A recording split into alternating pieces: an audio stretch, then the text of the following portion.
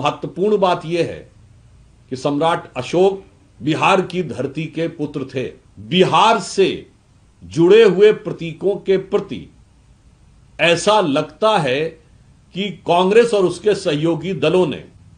कोई ठेका ऐसा ले रखा है उन्हें अपमानित करने का कि भारत की पहचान के प्रतीक, भारत के सम्मान के प्रतीक, भारत के इस निशान पर हुए ऐसे आक्रमण के बचाव का जो प्रयास हुआ है, इस पर आपको देश से माफी मांगनी चाहिए। जम्मू कश्मीर में इंडी गठबंधन की सरकार के मुखिया और मुख्यमंत्री उमर अब्दुल्ला जी द्वारा जिस प्रकार से भारत के राजकीय चिन्ह अशोक स्तंभ के बारे में अवमाननापूर्ण बात कही गई है, ये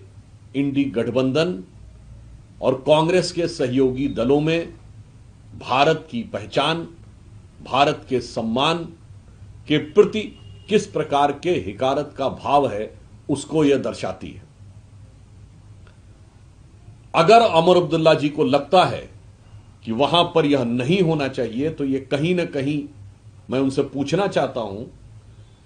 कि जिस ढंग से इसका अपमान किया गया उसके बारे में तो कुछ बोलना चाहिए।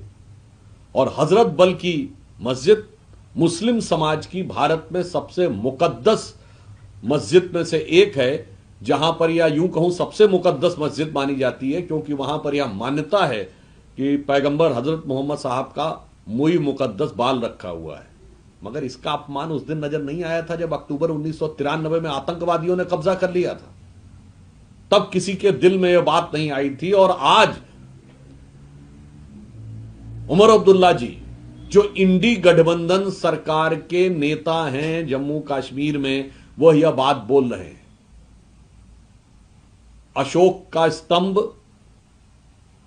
भारत का राजकीय चिन्ह है। यह सम्राट अशोक के राज्य की प्रेरणा के प्रतीक के रूप में संविधान निर्माताओं ने इसे स्वीकार किया था। संपूर्ण भारत की पहचान का यह प्रतीक है, जो भारत के हर शासनादेश से लेके भारत की संसद तक दिखाई पड़ता है। और महत्वपूर्ण बात यह है कि सम्राट अशोक बिहार की धरती के पुत्र थे। मुझे समझ में नहीं आ रहा है कि केरल से लेके कश्मीर तक बिहार से जुड़े हुए प्रतीकों के प्रति ऐसा लगता है कि कांग्रेस और उसके सहयोगी दलों ने कोई ठेका ऐसा ले रखा है उन्हें अपमानित करने का। मैं तेजस्वी यादव जी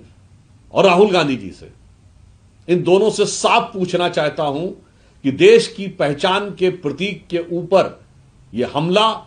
उस पर आपकी चुप्पी, और फिर आपके नेता का उसके प्रति यह बयान, उस पर आपकी चुप्पी बहुत गहरे और गंभीर सवाल खड़े कर रही है। या फिर मैं यह पूछना चाहता हूं राहुल गांधी जी से और तेजस्वी यादव जी से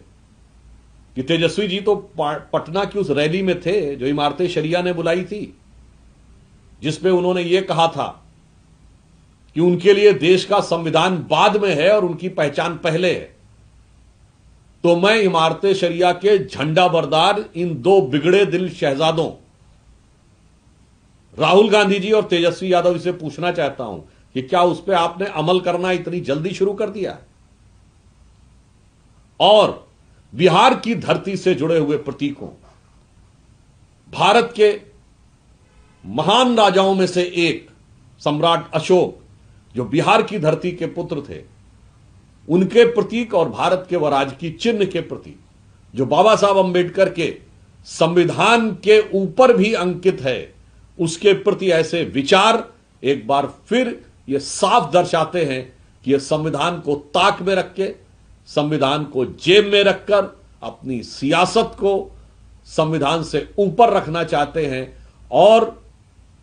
बिहार की धरती से जुड़े प्रतीकों के अपमान करने में कोई कोर्स कसर नहीं उठा रखते हैं। इसलिए हम इन दोनों नेताओं से साफ साफ और इंडी गठबंधन के सारे दलों से साफ और स्पष्ट जवाब चाहते हैं कि भारत की पहचान के प्रतीक, भारत के सम्मान के प्रतीक, भारत के इस निशान पर हुए ऐसे आक्रमण के बचाव का जो प्रयास हुआ है, इस पर आपको देश से माफी मांगनी चाहिए। यदि कांग्रेस पार्टी और इंडी गठबंधन के दल ये सोचते हैं कि वो इस मुद्दे के ऊपर तटस्थ रहेंगे, चुप रहेंगे, तो भारत की जागरूक जनता भली बात ही समझती है और बिहार की राजनीतिक दृष्टि से अत्यंत सक्रिय जनता इस बात को बहुत पैनी नजर से देख रही है। याद रखना चाहिए कि जब भारत के निशान के सम्मान की बात होगी तो उसमें या तो आप इस तरफ हैं या उस तरफ हैं, तटस्थ होने की कोई संभावना नहीं है।